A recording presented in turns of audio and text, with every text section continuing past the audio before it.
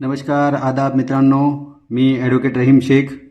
मागे मी एक व्हिडिओ टाकला होता SIRचा फॉर्म कसा भरायचा याविषयी, परंतु ॲक्च्युली तो फॉर्म जो आहे, तो जो व्हिडिओ आहे आणि जो फॉर्म आहे मी हिंदीमध्ये समजून सांगितला होता. त्याच्यामुळे मी बऱ्याच लोकांची रिक्वेस्ट आली की सदर फॉर्म आम्हाला मराठीमध्ये एकदा भरून दाखवा, जेणेकरून सर्वांना महाराष्ट्रामध्ये आणि इतर ठिकाणी फॉर्म भरायला इझी जाईल. त्याच्यामुळे चला आपण परत एकदा फॉर्म घेऊन आलेलो आहे. मराठीमध्ये आपण सांगणार आहोत माहिती. हा एक आमच्या मित्राचा फॉर्म आहे. याच्यामध्ये पहा, सुरुवातीला सगळ्यात आधी महत्त्वाचं लक्षात हे घ्या की वरती जो डिटेल आहे तर ह्यामध्ये ऑलरेडी मतदाताची डिटेल दिलेली असते.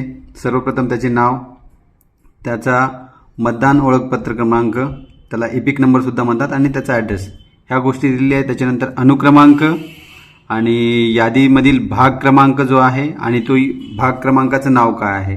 जसं जिथं आपण मतदान करतो त्या ठिकाणाचं त्याचं नाव तिथं दिलेलं असतं आणि त्याचा नंबर दिलेला असतो. आणि विधानसभा मतदारसंघाचं नाव काय आहे तर वसमत, हा विधानसभा मतदारसंघाचं नाव आहे वसमत, इथं ते नाव दिलेलं असतं. आणि त्याच्यानंतर राज्य महाराष्ट्र. या सर्व गोष्टी लावल्यानंतर सर्वात महत्त्वाचं आहे की इथं आपल्याला एक फोटो सध्याचं चालू व्यवस्थित फोटो लावायचा आहे. आजच्या शक्य तेवढ्या आजच्या डेटचा, जवळच्या डेटचा लावा. जुना फोटो लावू नका, कारण हे अपडेट होणार आहे. जर आपल्याला याच्यामध्ये काही अडचण असेल तर इथे BLOचा नंबर दिलेला असतो. इथे दिलेला आहे पहा, सरांचा BLOचा नंबर इथे दिलेला असतो. तर आपण त्यांना कॉन्टॅक्ट करून आपल्याला काही अडचणी असेल तर त्यांना आपण विचारू शकता. त्याच्यानंतर महत्त्वाचं म्हणजे आता आपल्याला हे फॉर्म भरायचं कसं आहे. वरती 2 रकाने आहेत आणि खाली 1 रकाना, असे 3 टाईपचे इथे रकाने आहेत. आपण पाहू शकता इथं वरती हा 1 नंबर, ठीक आहे, हा 2 नंबरचा रकाना, आणि हा खाली जो आहे हा 3 नंबरचा रकाना आहे. हा खालचा नंबरचा 3चा, हा 3 नंबरचा जो रकाना आहे हा सगळ्यांना भरणं कंपल्सरी आहे. खालचा 3 नंबरचा रकाना हा इथून वेगळा होतो, ठीक आहे, हा सगळ्यांना भरणं कंपल्सरी आहे. यापैकी जो पहिला रकाना आहे तो फक्त अशा लोकांना भरायचा आहे ज्यांचं 2002 मध्ये SIRच्या मतदार यादीमध्ये नाव होतं. म्हणजे 2002 मध्ये ज्यांनी मतदान केलेलं असेल किंवा मतदान यादीमध्ये नाव असेल, साधारणतः आपण धरून चला 40 वर्ष ज्याचं आजच्या घडीला वय आहे, 2026 मध्ये ज्याचं वय 40 आहे, 38च्या पुढे वय आहे, त्यांचं जवळपास 2002 मध्ये मतदार यादीमध्ये नाव होतं, SIR मध्ये नाव होतं, त्यांना हा कॉलम भरायचा आहे. त्या लोकांना फक्त हा कॉलम भरायचा आहे. आणि ज्यांचं नाव नाही त्यांचं मी दुसरं फॉर्म लगेच तुम्हाला दाखवतो. चला, यांच्या बाबतीत यांचं नाव आपल्याला वरती लिहायचंय, पण कोणतं नाव लिहायचंय पहा. यांचं सध्याचं नाव काय आहे इथं आपण फोकस करूयात. यांचं सध्याचं नाव आहे नदीम सलीम शेख, ठीक आहे, परंतु यांचं 2002 मध्ये नाव होतं नदीम कुरेशी नदीम सलीम, जसं यादीमध्ये नाव आहे. चला मी तुम्हाला यादी दाखवतो की मी यादी कशी काढलेली आहे. हे बघा, मोबाईलमध्ये मी ॲप चालू केला, ॲप चालू करून त्याच्यामध्ये, आणि हे मतदान यादी कशी पाहायची याच्यावर एक व्हिडिओ माझ्या चॅनलवर अवेलेबल आहे, तो तुम्ही पाहू शकता. आणि याच्यामध्ये पहा, इथं आपण पाहू शकता की यांचं मी सुरुवातीला AC नंबर काढलेला आहे, ठीक आहे, विधानसभा मतदारसंघ काढलेला आहे. त्याच्यानंतर पार्ट नंबर, इथे वरती पार्ट नंबर दिलेला असतो, हा PDF फाईल आहे. पार्ट नंबर 25 आहे, ठीक आहे, हा भाग नंबर ज्याला म्हणतो, यादी भाग नंबर 25, हा मतदारसंघातील AC नंबर, आणि त्याच्यानंतर हा सिरियल नंबर असतो, अनुक्रमांक. याच्यामध्ये पहा यांचा सिरियल नंबर आहे 598 कुरेशी नदीम सलीम, ठीक आहे. याच्या पुढे पाहिल्याच्या नंतर इथे असतो नातेवाईकाचे नाव. बघा, हे जे आहे नातेवाईकाचे संपूर्ण नाव. यांच्या आधी नातेवाईकाचे नाव कुरेशी सलीम आहे, आणि पुढे पाहिलं तर यांच्या पुढे मतदान ओळखपत्र क्रमांक नाही आहे, ठीक आहे, म्हणजे यांचं मतदान ओळखपत्र क्रमांक नाही आहे. तर ही डिटेल मी काढलेली आहे. हे कशी काढायची याच्यावर माझा एक ऑलरेडी व्हिडिओ आहे, तुम्ही पाहू शकता. तर हे बघा 598. चला पाहूयात पुढे. तर यांचं मी सगळी डिटेल काढलेली आहे. तर सुरुवातीला यांचं नाव जे 2002 मध्ये होतं ते आपण लिहून टाकलंय, ठीक आहे. त्याच्यानंतर मतदान ओळखपत्र क्रमांक यांचं काही नव्हतं, त्याच्यामुळे इथं लिहिलेलं नाही, ठीक आहे. आणि त्याच्यानंतर इथं लिहिलेलं होतं की यांचं नातेवाईकाचं नाव काय, तर कुरेशी सलीम, जशाला तसं आपण घेतलेलं आहे. त्याच्यानंतर त्यांचं नातं काय तर वडील. त्याच्यानंतर जिल्हा हिंगोली टाकून दिला आपण, महाराष्ट्र राज्य टाकलं, आणि विधानसभा मतदारसंघाचे नाव आहे वसमत. त्यावेळेस बसमत होतं, जशाला तसं आपण बसमत टाकून दिलं. त्याच्यानंतर हे याच्यापेक्षा जास्त महत्त्वाचं आहे ही गोष्ट, सगळ्यात महत्त्वाची ही गोष्ट आहे. इथे तुम्ही काही कमी जास्त केलं किंवा एक्झाम्पल नदीम सलीम कुरेशी जरी केलं मी, ठीक आहे, इथं किंवा सलीम कुरेशी उलट सुलट केलं, ठीक आहे, इथं वसमतच्या ठिकाणी बसमत लिहिलं किंवा इतर काही लिहिलं किंवा बसमतचं नाव टाकलं नाही औंढा नागनाथ टाकून दिलं तालुका, ही चूक केली तरी चालेल,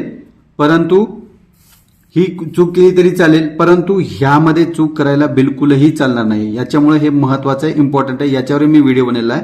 तर हे बघा, हे आपल्याला मतदारसंघ क्रमांक व्यवस्थित टाकायचा आहे, ओपन टाकायचं आहे आणि चांगल्या प्रकारे टाकायचं. त्याच्यानंतर यादी भाग क्रमांक मी तुम्हाला दाखवला लिस्टमध्ये, तसं 25 नंबर आणि सिरियल नंबर आहे 598. ह्या गोष्टी मी याच्यामध्ये टाकून दिलेल्या आहे. इथं आपल्याला काहीही भरायचं नाहीये, ठीक आहे, इथं आपल्याला काही भरायचं नाहीये. याच्यानंतर पुढे इथली खालची डिटेल इथं आहे, त्यांचं जन्मतारीख, मी जन्मतारीख टाकून दिलेली आहे 20/4/1975. त्याच्यानंतर तुमचं आधार क्रमांक, पहा आधार क्रमांक ऐच्छिक आहे, इथे लिहिलेलं आहे ऐच्छिक, म्हणजे तुम्ही टाकलं तरी चालते, नाही टाकलं पण मी सांगेल तुम्हाला की कंपल्सरी तुम्ही टाका आणि टाकताना 4 मध्ये टाका, 1 2 3 4 1 2 3 4 1 2 3 4 अशा प्रकारे टाका. त्याच्यानंतर मोबाईल नंबर, हा खूप इम्पॉर्टंट आहे. मोबाईल नंबर तुम्ही टाकला तरी चालेल परंतु व्यवस्थित टाका आणि मोबाईल नंबर टाकणं कंपल्सरी आहे, तुमच्या बेनिफिटसाठी खूप चांगलं आहे. जसं आपण आधारला मोबाईल नंबर लिंक केला तर त्याचे फायदे आहेत, तसे आपण इथं मोबाईल नंबर लिंक करा. मी इथं 10 अंकाचा मोबाईल नंबर वेगवेगळा करून व्यवस्थित टाकलेला आहे. त्याच्यानंतर त्यांच्या वडिलांचे नाव हेही टाकणं तुम्हाला कंपल्सरी आहे. हे बघा, हे 3 वस्तू तुम्हाला टाकणं इथं कंपल्सरी आहे. तुमचं जन्मतारीख, त्याच्यानंतर मोबाईल नंबर आणि त्याच्यानंतर वडिलाचं नाव. त्याच्यानंतर त्यांचं जर वडिलांचं मतदार ओळखपत्र क्रमांक उपलब्ध असेल तर टाकायचे. आणि हे खूप महत्त्वाचे, जे मी रेडमध्ये 3ही केलेले आहेत तर 3ही महत्त्वाचे आहे, ठीक आहे. त्यांच्या वडिलाचं नाव मी लिहिलेलं आहे सलीम रजाक शेख. आणि हा कोणतं नाव लिहायचंय पहा, जुनं नाव कुरेशीनं चालू होतं परंतु आता वडिलाचं नाव चेंज झालेलं आहे. आजच्या घडीला त्यांच्या मतदान कार्डप्रमाणे त्यांचं नाव सलीम शेख असं आहे, सलीम रजाक शेख, तेच नाव टाकायचं. याच्यामध्ये समजा चूक जरी मी केली परंतु हा व्यवस्थित टाकला नंबर तरी काही अडचण नाही, हा नंबर टाकणं महत्त्वाचं आहे. त्याच्यानंतर त्यांच्या आईचं नाव टाकलेलं आहे. कदाचित आपल्याला हा माहीत नसेल तर नाही टाकला तर चालतो, परंतु माहीत असेल तर कंपल्सरी टाका. त्यांच्या आईचं नाव आहे शहनाज सलीम शेख, मी टाकलेलं आहे. त्यांचं मतदान ओळखपत्र माझ्याकडे आहे, त्याचंही व्यवस्थित डिटेल टाकलेले आहे. त्याच्यानंतर त्यांच्या पत्नीचं नाव लागू असल्यानं, म्हणजे ज्यांचं लग्न झालं आहे त्यांनी पत्नीचं नाव लिहायचं. या बाबतीत मुस्कान नदीम शेख मी टाकलेलं आहे आणि त्यांचंही व्यवस्थितपणे मतदान ओळखपत्र क्रमांक टाकलेला आहे. अशा प्रकारे आपल्याला पूर्ण फॉर्म भरायचा आहे. इथं सही करायची आहे, या ठिकाणी आपल्याला सही करायची आहे. अशा प्रकारे पूर्ण फॉर्म भरायचा आहे. ह्या गोष्टी नाही टाकल्या तरी चालतात परंतु हे 3 गोष्टी टाकणं महत्त्वाचं आहे, हे टाकणं खूप महत्त्वाचं आहे. हा रकाना ज्यांचा 2002 मध्ये नाव आहे स्वतःचं त्यांनी हा रकाना भरायचा नाही. आणि जर 2002 मध्ये नाव नसेल आणि त्याच्या वडिलाचं नाव असेल तर त्याच्या बाबतीत मी हे एक डिटेल टाकलेली आहे. याच्यामध्ये पहा, यांचं 2002 मध्ये नाव नव्हतं त्याच्यामुळे आपण हा रकाना न भरता यांच्या वडिलांची डिटेल इथे भरलेली आहे सुरुवातीला आणि हे सुद्धा ते याच्यामध्ये व्यवस्थित टाकलेलं आहे, नंबर त्यांच्या वडिलांचा, ठीक आहे. आणि शेवटी ही स्वतःची, म्हणजे यात जिथं वरी ज्याचं नाव आहे त्याची माहिती, त्याची जन्मतारीख, त्याचा आधार नंबर, त्याचा मोबाईल नंबर, त्याच्या आईचं नाव, त्याच्या वडिलाचं नाव, आईचं नाव आणि तिच्या पत्नीचं नाव, अशा गोष्टी आपण टाकलेल्या आहेत. तर ही होती सर्व मराठीमध्ये आपल्याला फॉर्म भरण्यासाठी माहिती. आपल्याला व्हिडिओ आवडला असेल तर व्हिडिओला लाईक करा, चॅनलला सबस्क्राईब करा आणि आपल्याला व्हिडिओ आवडला असेल तर इतरांपर्यंत पाठवा. या व्हिडिओला जास्तीत जास्त शेअर करा. भेटूया पुढच्या व्हिडिओमध्ये. तोपर्यंत आपण आपला फॉर्म कंप्लीट करा, BLOना सहकार्य करा आणि आपलं मतदान यादीमध्ये नाव निश्चित करून घ्या. धन्यवाद.